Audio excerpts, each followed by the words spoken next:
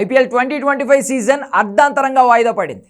భారత్ పాక్ సరిహద్దుల్లో యుద్ధం జరుగుతూ ఉండడంతో ఆటగాళ్లు ప్రేక్షకుల భద్రతను దృష్టిలో ఉంచుకుని ఈ మెగా లీగ్ను బీసీసీఐ సస్పెండ్ చేసింది. 18వ సీజన్ మళ్ళీ ఎప్పుడు రీస్టార్ట్ అవుతుందో తెలియదు, కానీ ఈ నెలలో జరిగే పరిస్థితి అయితే కనిపించడం లేదు. ఈ నేపథ్యంలో బీసీసీఐకి విదేశీ క్రికెట్ బోర్డులు ఆఫర్లు ఇస్తున్నాయి. ఐపీఎల్ 2025 వాయిదా పడిందని తెలిసిన వెంటనే ఇంగ్లాండ్ క్రికెట్ బోర్డు బీసీసీఐని కాంటాక్ట్ చేసింది.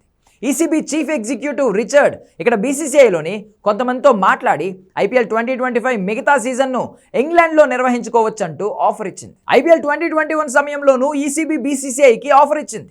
కోవిడ్-19 నేపథ్యంలో ఐపీఎల్ 2021 వాయిదా పడినప్పుడు ఆ సమయంలో కూడా ఇంగ్లాండ్లో మ్యాచ్లు నిర్వహించుకోవాలని ఈసీబీ ఆఫర్ చేసింది. అయితే అప్పట్లో వాయిదా పడిన 4 నెలల తరువాత దుబాయ్ వేదికగా ఐపీఎల్ 2021 కంటిన్యూ చేశారు. ఇదిలా ఉంటే పలువురు ఇంగ్లాండ్ మాజీ ఆటగాళ్లు కూడా ఐపీఎల్ రీస్టార్ట్కు ఇంగ్లాండ్ మంచి వేదికగా అభిప్రాయపడుతున్నారు. ఇంగ్లాండ్ మాజీ క్రికెటర్ మైకెల్ వాన్ ఐపీఎల్ను ఇంగ్లాండ్లో పూర్తి చేయాలని సోషల్ మీడియా వేదికగా కోరాడు.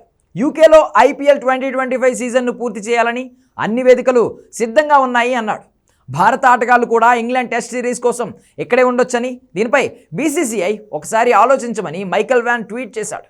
జూన్లో భారత్ 5 టెస్టుల సిరీస్ కోసం ఇంగ్లాండ్లో పర్యటించనుంది.